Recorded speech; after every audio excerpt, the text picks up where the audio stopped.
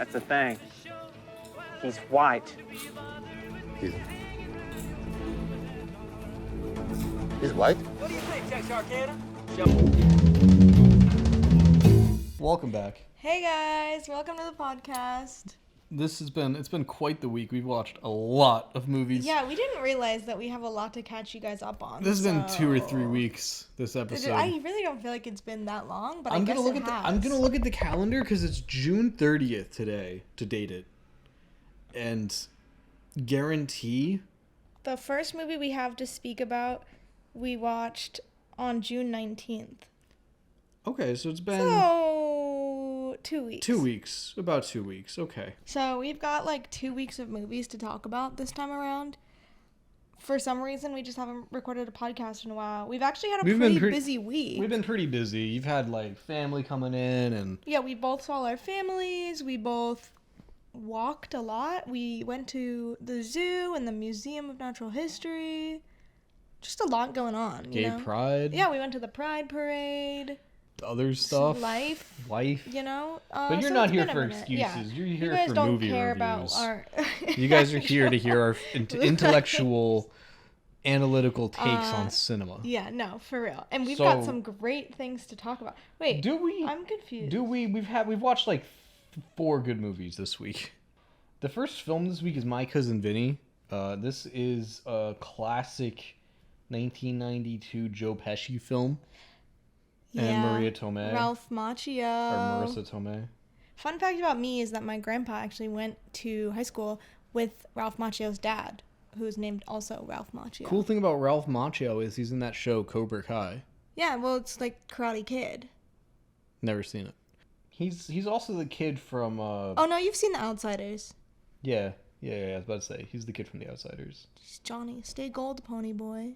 Yeah, good Yeah. movie. Anyway, My Cousin Vinny is a comedy about 2 kids who take a vacation to the South and accidentally, incidentally, unbeknownst to them, coincidentally, just so happened to confess to murdering a gas station employee. They basically get like wrongfully They get like accused because of coincidence. coincidence. Yes. It's like total coincidence. Mm-hmm. And so they have to call, like, they need a lawyer. So he's calling his ma, like, get a lawyer. Oh, hey, he is a lawyer. Oh, sweet, we're chilling. Don't worry, my cousin Vinny's a lawyer. And so you got Joe Pesci coming down from the big city to this, like, Tennessee or whatever. Ooh, yeah, I think it's Tennessee. It's somewhere in the Bible Belt. Sorry for it. I'm going to say that again.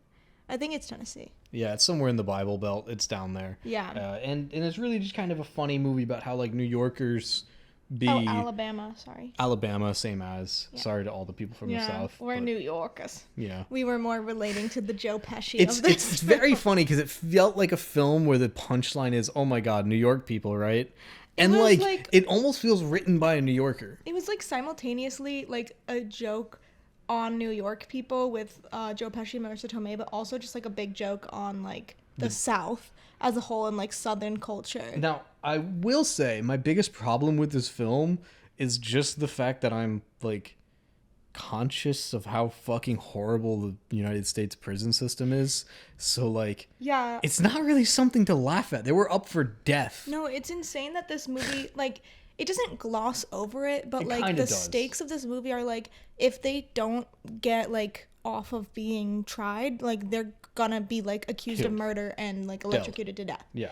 And they like the tone of this movie is not like that serious. Like it's a pretty very funny movie. comedy. Like it has a little bit of the drama, but it's like overall it's more of a feel good fun movie. But like, and so like just that being the background of it, it's absolutely insane. I do agree with you. it's just that kept taking me out of it because I know I wanted to laugh, but it was just hard to laugh because of the gravity of the situation. I guess true. I don't know. I agree. I almost wish it was just like them going to jail for a few years rather than death. Like it just was a very dramatic. Yeah. That's why I was like, I don't know. But Totally they did weird. like they were being accused of murdering someone. So like, you know. I know. But they never murdered anyone. And there's some really great scenes from this movie too. I mean, this movie's got like Like the with whole every New Yorker classic- being like they know of no mechanic. You know, like how she like knows cars. Oh yeah, just yeah. offhandedly. Marissa Tomei is like iconic in this movie. It's really good. Absolutely iconic. It's a really good film, and like the fact that he's so short, like it's New York, it's New Yorkers. It's literally Joe Pesci. I know, I love it. He can do no wrong. It's great. Truly. Honestly, there's not much else to say about this film in my. I give it 4 bags. 4 bags as well. I've been informed that I don't like say the name I've been informed that I don't say the amount of bags that I give a movie. So well, we just didn't do that in the older episodes, so Okay. that's why like I think now we're being a little better. We're a little bit more conscious about letting you guys know our actual number rating. when it boils down to it. We our should ratings. explain why we say bags of We popcorn should. too, because like brief little tangent before the next film. Yeah. The bags of popcorn originates from On Cinema at the Cinema. It's just a different way of saying stars. You want to explain what that is? On Cinema at the Cinema is a show that's kind of like this one. It's an Adult Swim show that's like this one. It's really good. Tim Heidecker and other people. Greg Turkington. Yeah. Yeah, no, you should. I feel like if you enjoy our If podcast, you should like check it ours, out, you should check that out. because we There's take a lot of inspiration. I feel like from there. very much so, even and from they like say how they show the bags, clips too. as in bags of popcorn. Yeah. A lot of people. Some people have asked me like, "Why are you guys saying bags?" And it's like, you know what? And we've It's kind of adopted that into our like just daily language. speak. Yeah. Not even like for the show. Like that's just how just we talk. like how we say like how much we rated a film, and it's out of 5. Obviously, I feel like that's kind of a given. Yeah, sometimes I'll give more, but this next one is an absolute cinema classic. I fell asleep during it because I've seen it enough times. I'm from Pennsylvania. I'm gonna do the song. Bum, bum, bum, bum. Bum, bum, bum, That's the wrong song. bum, bum, bum. It's the Karate Kid song. Wait, sorry. You were doing the like rising up, Yeah, is that back not- on the teed. You got the will to I survive. always get them mixed up. That's in my like head. that's Eye of the Tiger. That's like an actual song. You meant to do bum bum bum bum bum bum bum bum bum bum bum bum bum bum bum Yeah. bum bum bum bum bum bum bum bum ba-dum-bum, ba-dum-bum, ba-dum-bum. I always get those 2 songs mixed up. In my head. Ba-da-bum, ba-da-dum, ba-da-dum, ba-da-dum, ba-bum. Was this song made for this movie? Yeah, that's the Rocky theme. That's not a song. That's just the Rocky theme. Well, it's a song. Yeah, but is it a song, though? You don't bop that at, like, the 80s throwback bar. You could bop Eye of the Tiger at 80s throwback bar. Okay, that's true. You got me there. I know, I'm a great logicer. Okay. I'm We a- watched Rocky. Rocky is a fantastic film. It's a love story with a boxing backdrop, With sports Sylvester setting. Stallone. Sylvester Stallone's So- probably his best film. Maybe Rambo is This was better. my but first time ever watching Rocky. I've somehow avoided watching it for this long because I feel like I thought it was a lot more boxing heavy than it is. And I'm not like particularly like a big fan of like there's only like boxing 2 or 3 movies. fights really in the whole movie. Yeah, and like I don't like it's not that I don't like mind it, but I always like assumed in my head that that was what this film was about at its Mm-hmm. core, like just like a lot of like violence and guys fighting, and like And there is some of that. some of it, but you are right when you say like at the core of it it's like a love story. It's all about, yo, Adrian! That's so good. Like, Adrian. Adrian! I really liked this movie a lot. Yeah, And this I the loved- scene at the end when he gets his eye I punched didn't like so that. much. That's like just so good makeup. I Oh, didn't like that part, but I just liked the whole like in Rocky himself being like this kind of like soft kind of character. yeah, when like you he don't- doesn't want to be a fighter. Yeah. He says multiple times, he's like, they're like, why do you fight? He's like, because I can't sing and dance. Yeah, like he's just like a really like He's just dumb and he soft kind Yeah. of guy that's just like happens to be a fighter. And I think it's, that's like, realistic, kind of too. anti like male violence in a way, or like the post 9/11 Yeah, toxic yeah, male. yeah, yeah, yeah. Absolutely. This is back when like there was some like virtue in that shit. it was really good. Oh, the scene where he drinks the raw eggs. Come on, Oh, such God, a classic. I hate that too. That's a really good Anyway, movie. I gave it 4.5 because I will admit I the problem with this film is it's really slow. It's it has really like a weird very pacing, especially in the beginning. it's a very very And like it takes a little bit to get into it, and I will say everything shot at night because they were working nights because they had day jobs to during production type shit. It's Is that real? I don't know if that's real, but that's always the vibe I got from it. Like that's Oh, that's probably real. Yeah, a lot of it's shot at night, which is really cool. Just like stylistically. It kind of has like a low budget artsy sort of feel. Yeah. Which is, it's crazy that this then became the Rocky franchise and the Creed franchise. That's I didn't know all that. stemmed from this one really good movie. I was also gonna make a comment really quick and say that, like, even though Rocky is like a hashtag good guy, he does have like a little bit of a weird energy in the beginning, like when Adrian is like coming over to his apartment for the first time, and it's like He does weird work for the vibes. mob. Like, he's not a good guy. No, I know. I was just saying, like, I don't Yeah. want to say like we're praising him like too much. Yeah. It's a bit of a weird movie, and like Adrian's character, she's like very shy because her brother's abusive and drunk. Yeah, there's and like a lot. There's a lot of darkness and, in it, you know, and it's good. For sure. It's not quite the whole like I like when America boxing like Rocky 3. Rocky 3 is great, and we'll get there. Interesting. Yeah, I didn't realize that it, like, I knew there was multiple Rocky movies, but I didn't know it was It like totally devolves into like Rocky boxing this guy from the Soviet Union, and it's like America versus Soviet. Oh wow. It's like, it's insane. It totally devolves, but it's in a fun way. That's, yeah. like- I bet it's fun. Anyways, I really like this movie. 4.5 for me. I gave it 4 bags. Yeah. I don't know. I think I could have rated it a little higher, but It's like, not quite the full 5 for me. Yeah. If there's any movie that's like close enough to a 5, it'd be this. This is like where the line is drawn. Rocky, 4.5 for me. Next up is the absolute stinker of the week. Well, this is your stinker of the week. Oh, yeah. Mine's kind of set on a different one. No, this is stinker of the week for me by a long shot. This Actually, is not my stinker of the this week. is Elvis Ryder's movie stinker of the directed week. by Baz Luhrmann, who you might know from the Romeo and Juliet 1996 Leonardo DiCaprio film, and Great Gatsby, Moulin Rouge. Never seen. Elvis movie. Elvis I movie. love Hang on. Baz Luhrmann. We need to get right into this. I liked the Romeo and Juliet movie. I thought it was fun and kind of smart. This movie Is insane. This movie assumes that you have the attention span of someone who spends all day on TikTok. No, this is literally like iPad baby movie. It's insane because it's like clearly when they were editing this movie, they must have done the pass through this whole feature like 8 or 12 times, because by this point it seemed like they didn't trust the shots and trust the pacing that they originally had, so they recut everything to be super frantic so no shot rests more than 3 seconds. You never rest on a single like frame for a the longest time shot's at probably all. like 5 or 6 seconds. And like there's it's these insane. transitions that goes back in time. Oh my god! It goes And like forward in time. it and opens with like comic book style editing, because Yeah. it's like everything. it's everything about the there's this editing is scene- just atrocious. There's this scene where they're like on a Ferris wheel, and then it like zooms out of the Ferris wheel, and then that becomes like one of those like gambling things in Vegas, you know, with the Roulette ball. wheels? Yeah, roulette wheels, and then it's like all of a sudden he's Roulette in walls. Vegas. Sorry. Yeah, and then he's like in Vegas, and then it zooms out, and it's like the Vegas theater that he's in, and it's like It's just what so the much fuck is happening? Camera movements, so much digital camera movements, A lot of- so much like and frame manipulation too. That was color bothering grading me. was insane. Coloring was pretty nuts. But that was like honestly the only negative thing I have to say about it. Wait, Which is crazy, because if you heard, I already said this is the stinker of the week. I saw this in the movie theater, and it was like actually sensory overload for me. Like it was, Oh, it like, was like yeah.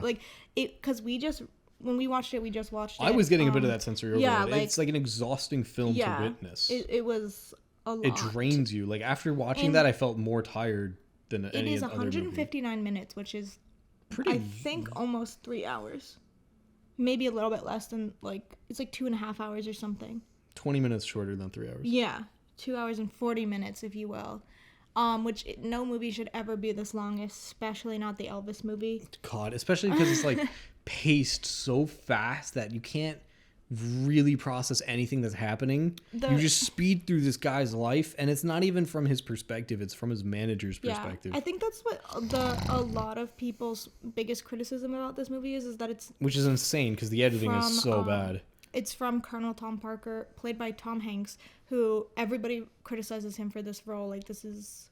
If there's honestly a film that shows like over editing can happen, it's this film. Yeah, and I think it's insane because the performances were fine. Yeah, there's so much Like- good stuff going on. Like, they clearly did a really good job with, like, the costumes, the makeup, the production design. And like the main and guy's you voice never is get still in a southern accent. Like he's been trained to Yeah. do that. Like it's Austin Butler. he did a great job, in but that accent. unfortunately, whoever edited this film, whatever production Yeah.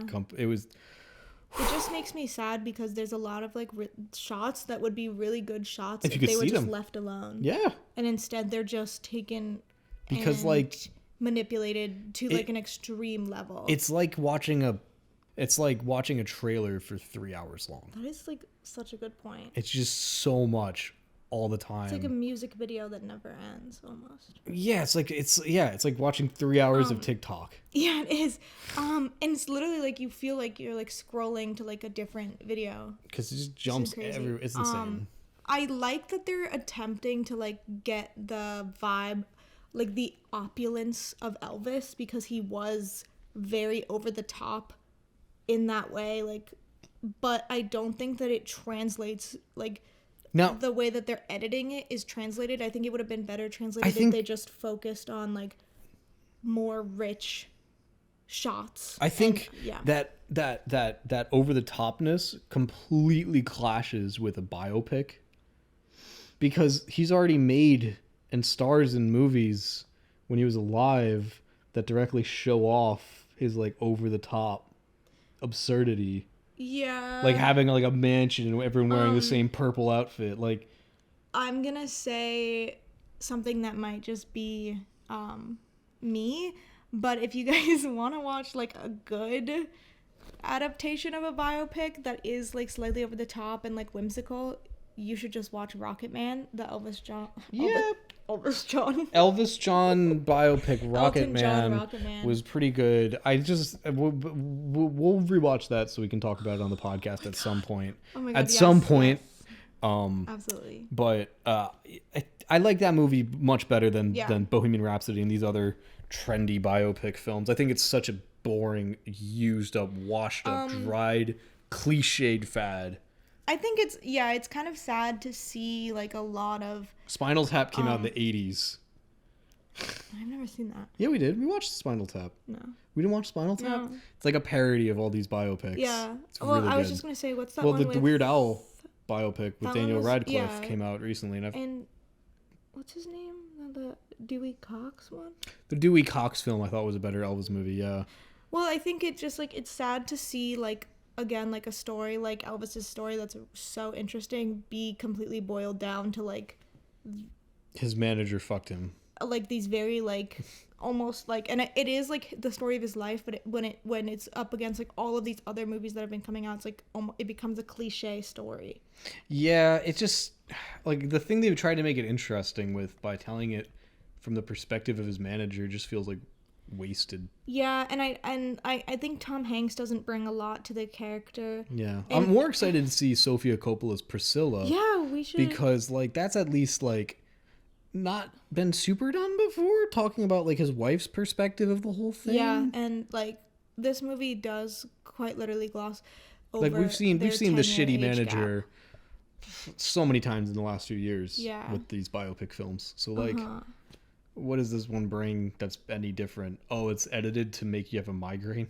Yeah, insane editing. So that And gets I a think, half bag of popcorn I from wanna me. say another The thing. lowest rating possible. Yeah. Well, technically it could get no bags, but it wasn't quite that bad. Can I say like one more thing about this movie? Sure.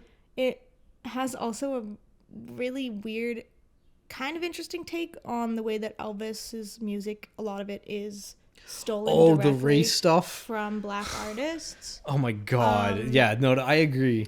This movie kind of like in a way tries to like justify it or like gloss over It the tries fact to that paint it's, Elvis as like this like race conscious savior. and I he do wasn't. think that Elvis, like, it is true that like this was the music that he loved, and it makes sense that he wanted to perform like the music that he grew up listening to, but like I don't they think kind his of just like gloss over the fact that like it wasn't like his culture, and it was just taken from other people. They get into like how like the white people were at first really hesitant to like it. Yeah, but like they don't really. They don't get super into it. They barely touch on it. But like I more had the thing about it that I found really gross was this film had such like white guilt to it, where they're like, we're making an Elvis movie, so we gotta have who's a black artist, Doja Cat. They get Doja Cat to do an Elvis Presley song.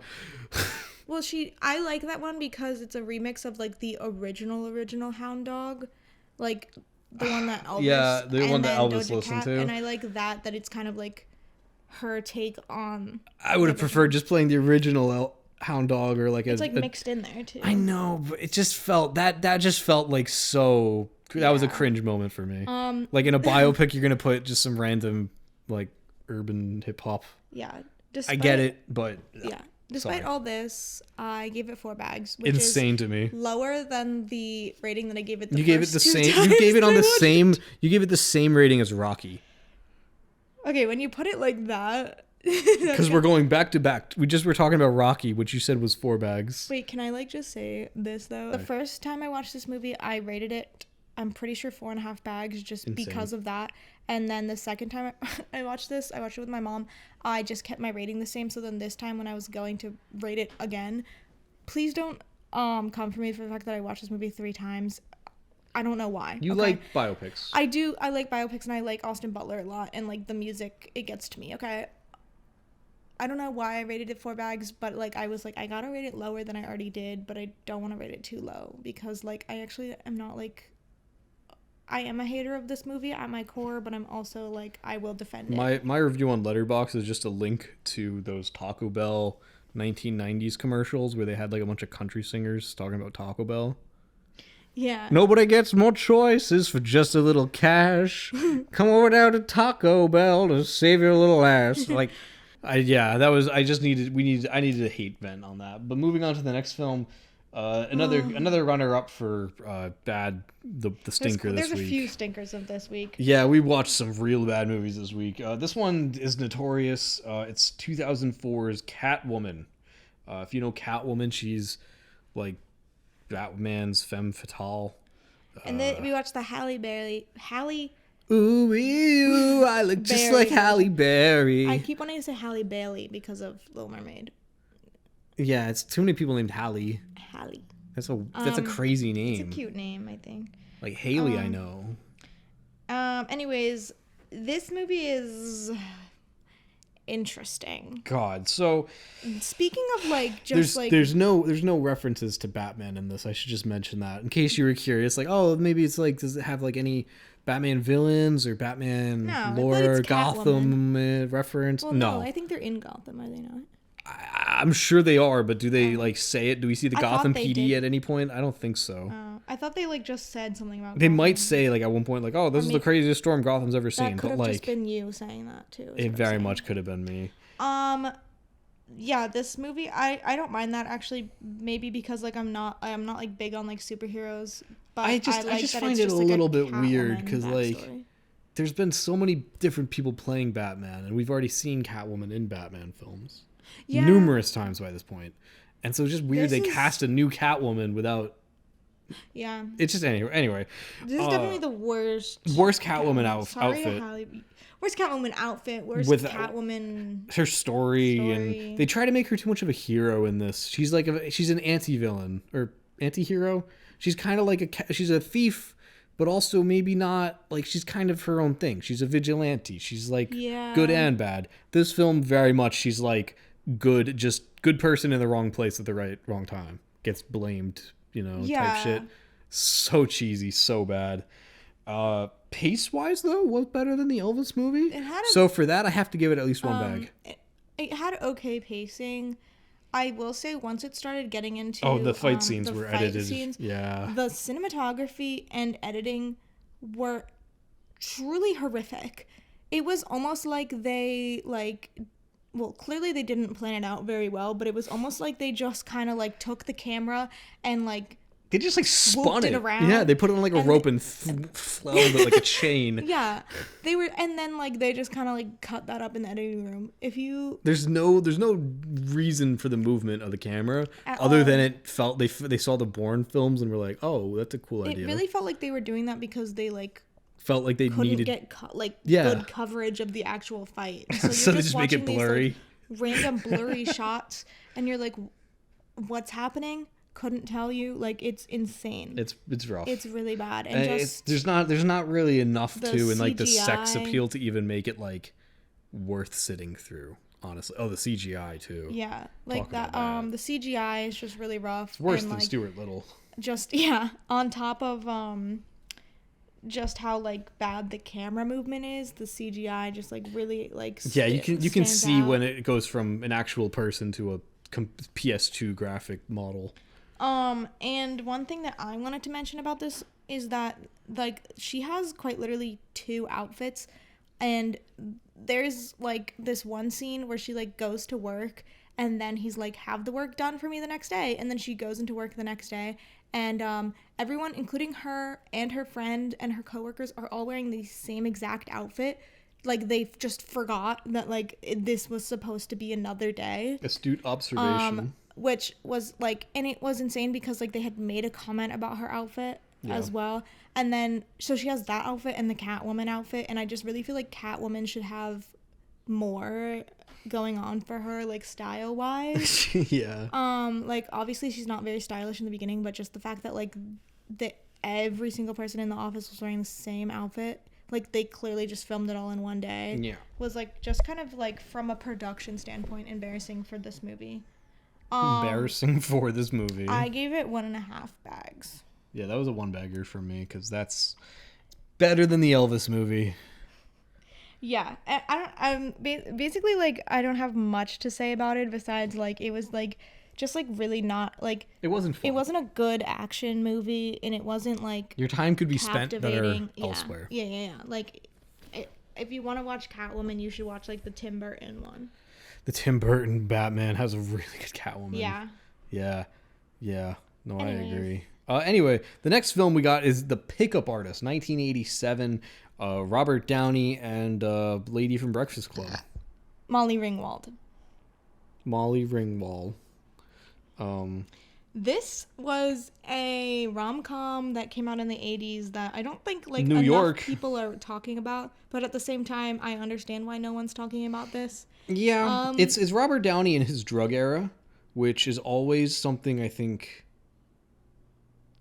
And so we definitely experienced this film, and it's honestly not as bad as the title might sound. Because The Pickup Artist, you think, oh god, it's gonna be like a dude talking about how to like look cool and like pick up women. And But it honestly, is for the first like 5 minutes. most of the film, he's just chasing Molly Ringwald. Like he wants her specifically, and she's got her own crazy ass plot going on Yeah. with Dennis Hopper and the fucking mob and owing money. There's like a whole plot that you like would not Harvey think Keitel's is in this, going and- on, but it just like starts going, and you're like, oh, and I then guess- eventually it ends up in Atlantic City at a casino, yeah, and you're it's like crazy.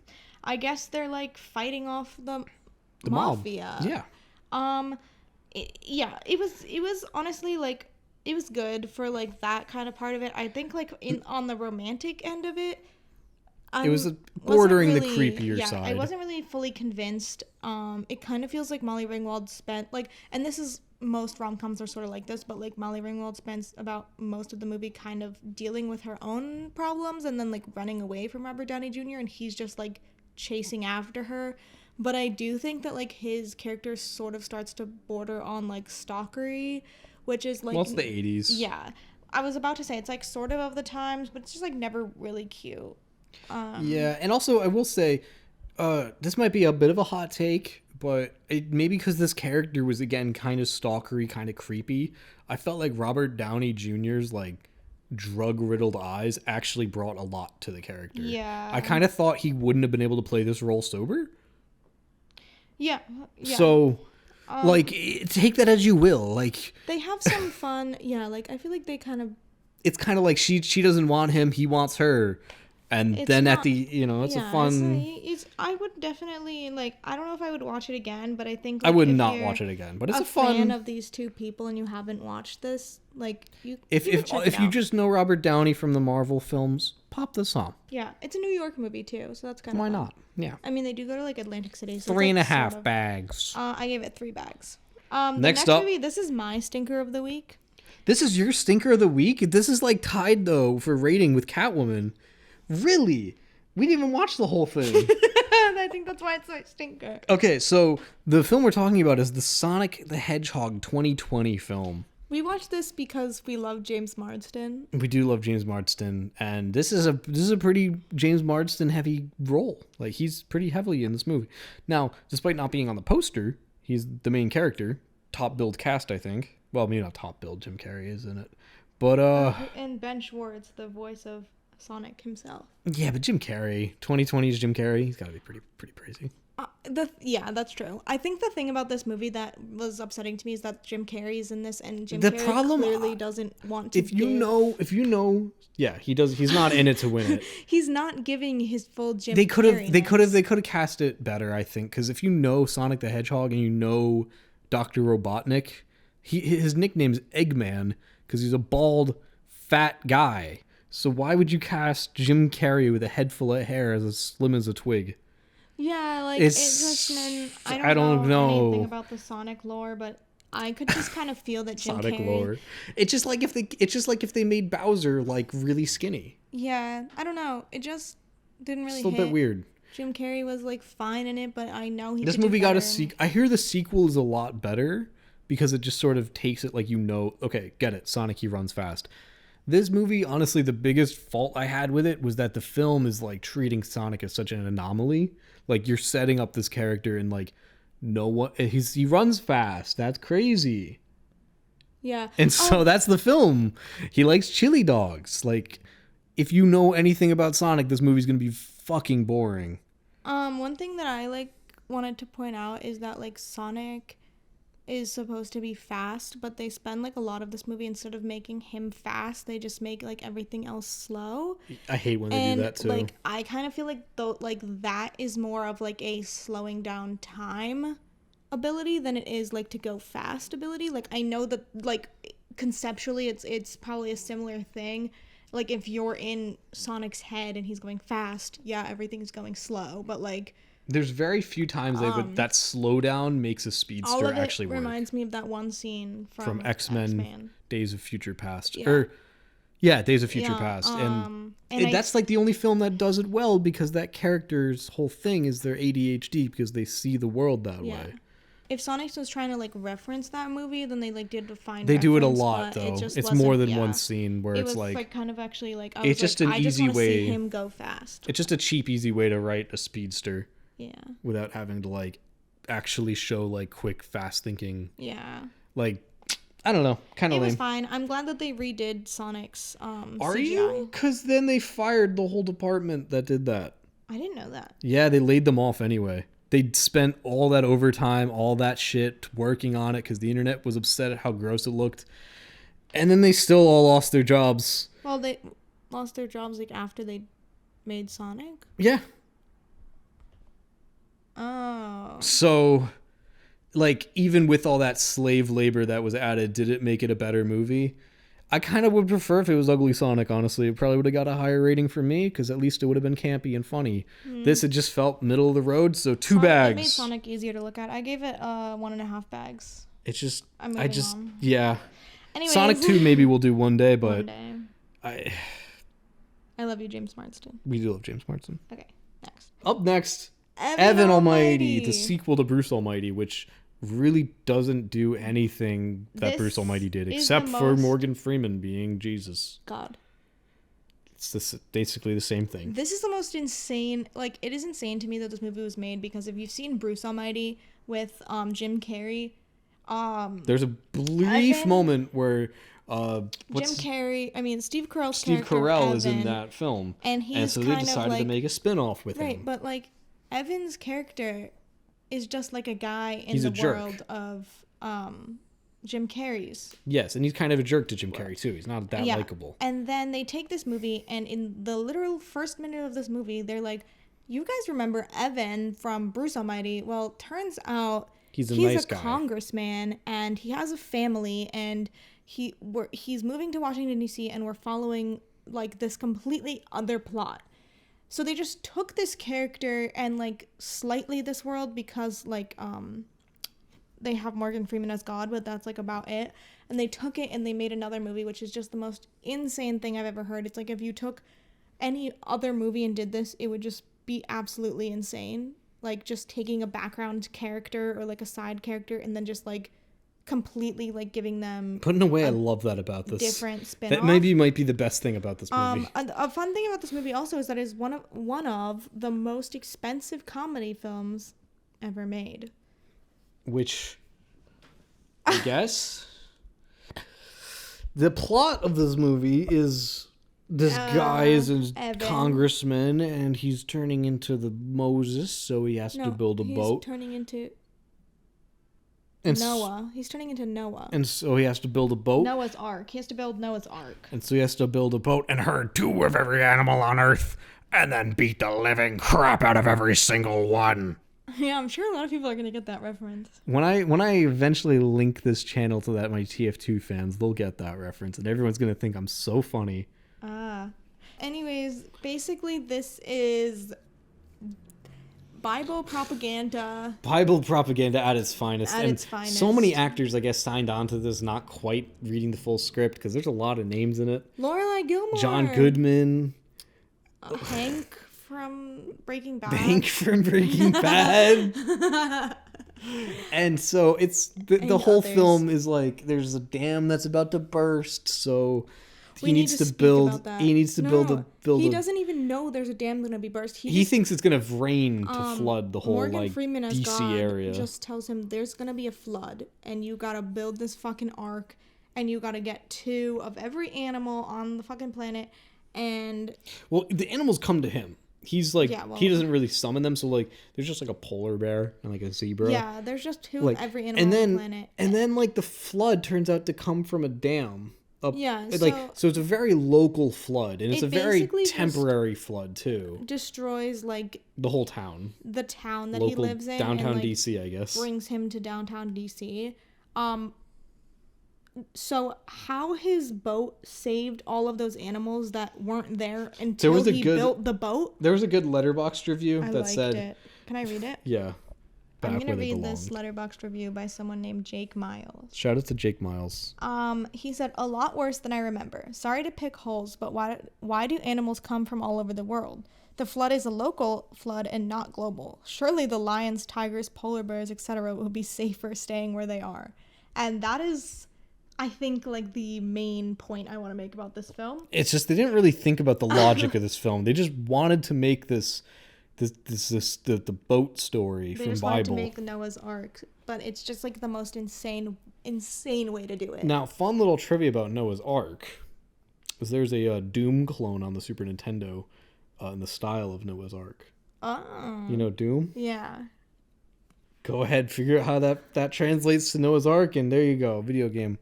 So I gave this one 2.5 bags because it was fine, I guess. I fell asleep. I gave it 2 bags. We watched half of it. We watched half of it, fell asleep, and that's where I got the 2.5 from. 2 days later, we watched the rest of it. And the rest of it, if anything, deducted, so I'm staying at 2.5. But I'm kind of really glad that we watched the rest of it because that was that's like the best part. Yeah, the first half is so slow. Yeah, it's really slow in the beginning and like not... I mean, the movie's just not great. I will say Steve Carell, like, he's a comedy actor.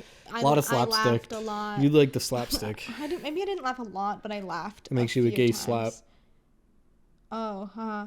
Next up, we got GoldenEye. Oh, shit. This is a sincere popcorn classic for me. This was a formative childhood movie. Pierce Brosnan. Maybe one of the best Bond films. I don't know.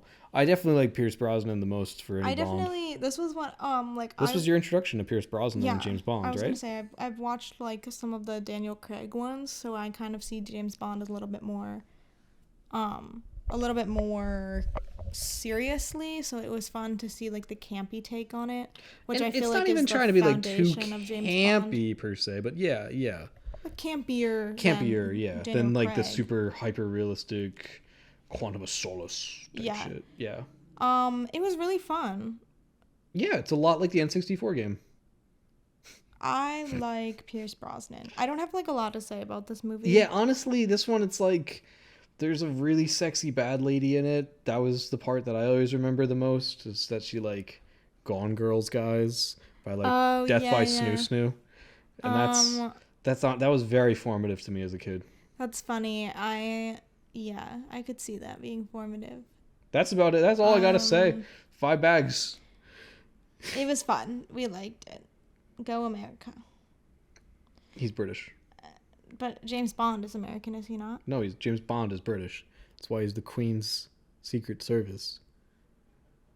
And he has a British accent. Hang on. You thought James Bond was American? Yeah, He's created by America. Like the movies are distributed and produced in America, I'm pretty sure, but that makes sense because Daniel Craig's British and Sean Connery is British. He's like Britain's superhero. He's like Britain's like one England's Powers is British. That's why Austin Powers is British. I get it now. I get it. Oh man, this Scream movie's a lot like that movie Scary Movie. Oh god. Okay. No, that was literally me watching. Okay. That's crazy. Can we watch? Next up is A League of Their Own. I loved this movie. So my friend Gigi and her boyfriend were here, and her boyfriend plays baseball. So when we were picking a movie to watch, this was our pick, and it was really good. Yeah, I liked it. I mostly know this film, as I'm sure most of you Zoomer kid millennials out there do, where your dad comes up to you and he's like, "There's no crying in baseball." This is the movie that comes from. Tom Hanks. So, yeah, it's a fun movie. I would say this is very much a sports movie first and foremost, more than anything else, which kind of sucks. Because if I wanted to watch sports, I would just put on a game. But I did like everything else. It's a very good natural feeling like women. It's a baseball movie. It's a baseball movie. It's like baseball. But I feel the plot. Oh, I'm sorry. No, I was gonna say the plot of women, having to like fight to play in the league and the discrimination that they faced just because they were women. I thought that was all really good. Bit weird that it was a bit whitewashy, but I guess that's realistic. 1940s America. Yeah, it was also kind of that felt like the backdrop for the film, but like a lot of it was just like, okay, there's a women's baseball league now, and then it was like them playing baseball. Yes, like the climax of the film had nothing to do with them being able to play baseball. Yeah. That all happens in the first rising act. Yeah. That's all. A girl playing baseball, what? And then by the end, it's a story of two sisters and the sisterhood rivalry. And I really liked that. And I thought that was really well done. Yeah, but it reminded me of the Richard Linklater film Everybody Wants Some, in the sense of like it's baseball. I'm pretty sure they're baseball players, right? Yeah. Yeah. And baseball. Like how they like, but it's like about all these like different characters, and like they all kind of like have different relationships behind the scenes, and it's just kind of sort of gave me those similar vibes, but it was fun because it was like all women, and I don't know, I just thought it was a lot of fun. I really liked, I just felt like the writing was really good, the pacing, honestly, it was not horrible, a little bit, I don't love a movie that I thought the dialogue was really, really good. Yeah, the dialogue was really, really good. Especially that sassy guy at the opening who's getting all the girls. Yeah, I thought a lot of there's a really good dialogue. Acting and all of the even the side characters really kind of brought a lot of heart to the film. Yes. It had School of Rock energy in that way. Yeah. All the kids, all the sports players were felt like real people with personality. I don't love a film that Notebook style, they're old in the end, kind of I didn't like the flash forward. But it starts with them yeah, old. I was just about to say, I kind of didn't mind that because, like, when they're old in the end, spoiler alert, but it's, like, about them getting, like, into the Hall of Fame, and it's really cool to, like, see, you know what I mean? Like, see that what they were Yeah. doing in the past, like, translates to the future, but, like, it didn't need the I opening don't of think it them being need the old opening at with the all. grandkids playing Because basketball you're in just like the who driveway. are Like, these people? I don't. Is she gonna be the League of her own? Like, Yeah, and then, like, for me, at least personally, the whole time I'm watching the film, I'm, like, thinking about that. Then, like honestly, I kind of forgot about that. Like, because like I guess it, her husband would have had to survive the war. yeah. But Yeah. like I didn't even. There's a backdrop. Yeah, like There's the like a war bunch of backdrop. 19 World War II going on, and that's So it's why really women are playing interesting. baseball, and it's like It's apparently got it's a lot of rooted in interesting history, takes. Yeah, rooted I think in reality. Like the women at the end are real women. Like that's like Yeah. them. It's really interesting But to see. I give it a liked 4.5. lot. I thought it had a lot of heart to it. I give it 5 back. It's again. I think any sports movie could just be. It's sports shouldn't be the main thing. Yeah, but I feel like this movie does a good job of trying to balance it. It could have been a little bit. Could have been more, a little bit better, but yeah, 4.5 for me. I loved it. I give it 5 backs. Next up, another one that could have been stinker of the week, but since we've been watching so many damn stinkers this week, This might actually be the actual stinker of the week. this one you think is the actual stinker of the week? Yeah. I honestly thought this film was like better than Elvis and Catwoman. Oh, see, I was doing this in Sonic movie as my stinkers. This might be worse than Sonic movie. So Okay. Gulliver's Travels. This is Another Jack Black movie. 2010 Jack we Black. love Jack Black on this podcast. I do. This However- one I saw in the theaters as a kid. This movie, for those of you guys who don't know, it's Another one with an insane budget.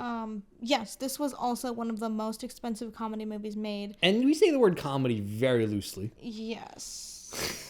When I say comedy, this is like a 2007 movie, which Does it I have wanna comedy say- in it? Was there jokes? like they tried. They definitely try it a lot of the time, but I don't know if any of them really landed. The only one jokes that landed for me were like The some parodies. of the background parody jokes. There's like Yeah. a moment where first let's talk about the plot. Wait, can I just like say something Yeah. really quick? So this movie was made in 2010, and while we were watching this, I kind of like I have this thought sometimes when I watch movies made in this era, anywhere from like 2008 to like 2016, maybe a little bit before that, 2014. Where I just feel like any movie made about in this era kind of like falls victim to this like Uncanny Valley. yeah, uncanny valley where it's like they were figuring out CGI and So they didn't do how to everything do- practical, yeah. and so they leaned a little bit too much to the CGI. They George Lucas themselves. Yeah, basically. they basically lean too much into it because I feel like they kind of like bit off more than they can chew in a Lord way. of the Rings did it. Yeah, yeah. So, like, we can do it. It just ends up just looking like really not good because like their CGI budget or skills or whatever they like, it wasn't there yet. Now, I think this is based on a book. But the book is old, if I'm not mistaken. Yeah, the book is like 40 leagues deep level old, like old literature. And so this is like a modern adaptation of it. And it's it's such an specific, when you say modern, it is specifically a 2010. at the like iPhone generation 2. Yeah. Like Yeah. Honestly, I think the most enjoyment that comes from this film is towards the middle end.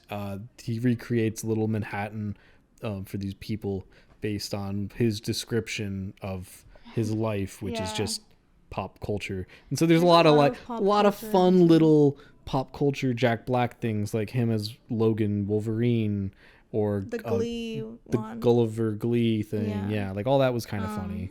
Although I will say, like, it was interesting because that part had a lot of, like, topical for the 2010s references, but then they also threw in, like, a lot of, like, 80s and, like, Did too. references, which is, like The film interesting. opens with a Star Wars. Yeah. Well, this is a The- Disney movie. It's a Disney movie, but they Wait. they really lean into that whole Luke, I am your we should say father. the plot of this because I feel like Yeah, we haven't really talked about the plot of this because there's, like, a whole part in the beginning I feel like we can kind of gloss over, but basically he's this guy. basically he's a loser. He works in a mailroom and he's a loser. He somehow gets this opportunity by this hot girl he wants to date, and she's like, hey, can you take this assignment I have to do where you go out into the ocean and study around the Bermuda Triangle. Bermuda Triangle, yeah. And then he gets sucked into an inverse whirlpool, and he ends up on this island. And he's big, and everyone's really tiny. Yeah, basically he is a giant in this tiny island. And then hijinks happens with the dueling nations of this island, and then he goes to a different island, and there's little on that island. There's a big girl on that island, and then honestly, like they go back home. Thinking about this, I'm like, what even was the plot? Like that's pretty much the plot. He goes on Gulliver's travels. Now again, the original book, they sail. I'm pretty sure, and they actually go to an island of small people. It's not like a universe. This movie kind of opens giving him like a backstory, but then once it gets to the island, they try to like take on all of these like characters that live on this island, like in their plot lines and like there's love like a whole and plot romances. with Jason Segel and like Emily Blunt and like, do we care? No, like it just all of it is like okay, and then like it's just like it's so 2010s. As the audience are like sort of forced to be like interested in these plots that are just and you might be thinking, okay, so some shitty CGI and some like relatively big names. How did this become the most one of the most like expensive comedy movies to make? That's all the licensed songs, my friend. This movie has a lot of them. We're talking like every single band Jack Black likes, they've got their most popular song in this movie. Yeah. Like, do you remember any specific tracks that like come to mind? Something they had Kiss. I forget. Definitely had Kiss. They had like Aerosmith and Led Zeppelin. Like just the most expensive bands in 2010. Yeah, it was insane. It was truly insane. I don't know why they made it, but two bags. Yeah, and I wanted to make like another point. We talked about Stuart Little last week on this podcast and how like the cinematography really sold the fact that Stuart was little. Mm-hmm. This movie kind of has the opposite, where they just have no like they keep everyone on like nice tight shoot shots because it looks cinematic and makes them look pretty and normal, but you need the wide distortion to sell the like mouse POV or the like giants POV. And they just sort of like shoot Jack Black from like below and the little people the like people from like above and are like, well, you'll like obviously they're it little. Makes them look small. But like the thing is, it's all done digitally and not practically, so it just all looks like slightly off. It looks sort of gross, weird and gross, and if they had, I feel like maybe committed to they could have done this practically too, which is the worst part, because I mean maybe they didn't have to make like giant shoes or anything like that, but I just mean they could have shot people from like Gandalf, Lord of the Rings style. Well, maybe not even so much that, but like a little bit leaning. They did that practically to make Gandalf look big. And but I mean the height difference here is much more insane. Know, but like in that style. Yeah, of like just getting a bunch of people together, making miniatures for Jack Black to walk around. Yeah, it just like it was. It was just bizarre. So two bags. And I feel like also, sorry, just one more thing. Like another thing that I feel like this movie was lacking that would have helped it was like there was nothing really for reference for the size besides Jack Black supposed to be being big. Mm-hmm. And like I understand, I guess like that's their island, like everything is small, but like if there was even just like one big tree, one big the worst thing in that vein is that like at one point they make Jack Black a him-sized house to fit him, but then they don't like a full city for them. That would have been like the world's biggest city to them, and they'd never show what those little tiny people are like in that scale. Yeah. So like they showed like there was one scene there's that was very brief moments where you see some people where they like have like a whole production team, a crew to make him like a pot of coffee, like heaving the whole coffee grounds up. And that is like the most interesting part of this movie because you're like, look at them like interacting with like things that are big. Otherwise, it's like you kind of are just watching like when they show the plot of like the little people like hanging out. It's just like you're in their world watching. Of course, this movie ends with a song and dance. Yeah, because Jack Black has to sing. It's in his contract. Everybody's doing a British accent, but or like everyone's doing accent. A European accent, but not like distinctly. That bothered me too. But Jason Siegel He actually acted in kind it. of killed in that. I 2 think bags. Jack Black, How many bags? Jack Black brought his Jack Black isms to it, but he really even couldn't save that movie. I give it 1.5 bags. Yeah, best Jack Black did was rocking the cargo shorts in that. Yeah. 2 bags. So the last one, this might be the best movie this week. This was the highest rating for me besides I mean, A League of Their Own. Rocky, GoldenEye, League of Their Own, and this one, I feel like are probably the best films that we watched this week. Yeah. My Cousin Vinny was fun too. But this one, this was campy. It did campy really well. It's the expectation that you get from what you might know about it is really well subverted. That's right. We're talking about Elvira, Mistress of the Dark. This movie Boobs. rocked. Boobs. Yeah. Boobies. I will say, like... Her whole thing is boobs. She boobs boobily, and it's really funny because it's like camp. It's like goth Barbie. I think that it's very much like a self-aware, like Super self-aware. she is very aware that is. Well, like, if you don't know who Elvira is, she was like a TV personality from the 90s, 80s, and she had like a TV show where kind of like Tales from the Crypt, where they like watch horror movies, and so she kind of has like a whole like personality. So this movie is kind of like one of those like old Elvis movies in a way, where it's like aware of the fact that you're watching a movie, and it has a lot of fun with the fourth wall breaks and the self-aware meta jokes. It's pretty fun. Yeah. Sorry, I was just looking at her Wikipedia. But yeah, there's a lot of lore behind her, but like basically she is like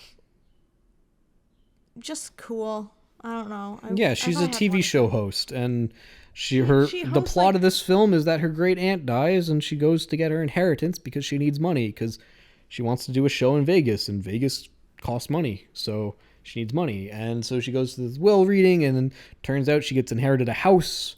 So she's thinking about like selling some stuff, and then finds she has a magic book, which is spells, and her uncle wants it, and it's witches, and it's hijinks. classic Salem, Massachusetts, like holy witchiness, suburbia, burn the witch at the stake. She's evil, wearing black, and her boobs are out, and she sticks out in like this very conservative town, so it's just very fun to see that like juxtaposition. And very Addams Family. It's fun. Yeah, it is very much Morticia Addams vibes, and she's like very just like.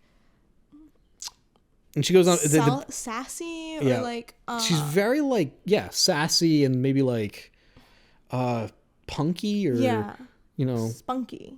Yeah, she's got a bit of that like bite back. Yeah. So it's kind of fun. It's just kind of like people look at her and be like, "You go out in that," and she's like, "Well, wait till you see me something slutty." Yeah. Like she just always has like a good comeback and is like just kind of having fun with it, which I feel like makes the movie really fun. It's a very cheesy, campy, fun movie. Yeah, it was very campy. I mean, there's a dog that literally gets a punk rock makeover. Oh my god! And the dog, every time it has like an action scene, it plays like this epic guitar riff. Yeah, the music is amazing. The like special effects. Or like and the best part is the film's aware of this too, because at one point she literally does a screening to go watch a shitty campy horror movie. Yeah. And like all the kids sneak out to go watch this with her. She like breaks the fourth wall a lot. It's really really fun movie. It's really well done. If you don't know anything about it, it's better than just I feel like goth boob lady. Like the you might know Elvira because she's like a guest judge on RuPaul's Drag Race, but if you don't know like which like is totally like Elvira vibes. Like it makes so much sense that she would be a guest in the judge flashback scene where you see God, Elvira as a baby, she was born with the makeup on. That so much. Like everything about it is just so perfectly it's well so done, funny. Campy. Yeah, it's really funny. We had a lot of fun. This was honestly the really good pick. Yeah, I think like if you don't know a lot about her, this would be like a good introduction to like her lore. Yeah, it's a fun way of learning about this. And again, I think this is sort of my expectation of what the Barbie movie should try to be like. Yeah. Because it's very much that like we get it. You know what it is. You know Elvira. I will say like her acting and like a couple other people's acting was really good, but like some of the people the extras were like porn actors. Yeah, some of the people in it, like, I don't know What? if they, like, didn't know what was going on, or, like, they, weren't prepared, but, like, some of it came off, like, almost too cheesy, or, like, something was off about it. Like, there's, like, yeah, the main love interest, he was really rough on screen. Yeah. Like, I get what they were going for with the himbo, but I don't know. This movie also ends with a song. This movie also ends with a song, but the difference is, like, it earned it. Yeah. The whole movie's campy and cheesy, and so then at the final song, the final end, when she's in Vegas doing her show, and there's, like, a bunch of muscly backup dancers wearing, like, little devil horns, like, it feels earned, Uh-huh. I liked it. I thought it was a fantastic campy movie. Yeah, we liked it a lot. Honestly, yeah. I thought it was better camp than Rocky Horror Picture Show, which I know has an equally similar cult following, but I thought it did that same kind of, like, camp, but better. Rocky Horror Picture Show was very much like, it felt a little bit unaware. It felt a little bit blinded by itself. This, it's felt very like, yeah, it's a shitty horror movie. Yeah, I liked it. I don't know. I like them both. They're both 5 bags. Anyway, 5 bags. Enough of the Rocky Horror slander. I love Tim Curry anyway. So, anyways, those are the movies we watched. That's everything this week. Sorry for the super long recording editor, which will be either could be either one of us by this point. I'm editing some of these too now. Yeah, thank you for watching. Tune in next week when we'll talk about more. Or if you want to see what list we're going to watch, check out our Letterboxd. Yeah, if you links will be in the description. Before the podcast gets aired. And you can see our ratings before we even talk about them. Yep. You can spoil the podcast for yourself, or just see what movies we might potentially pick off of from each other's lists. Yeah, check us out. Keep watching. And we'll see you guys next week. See you guys next week.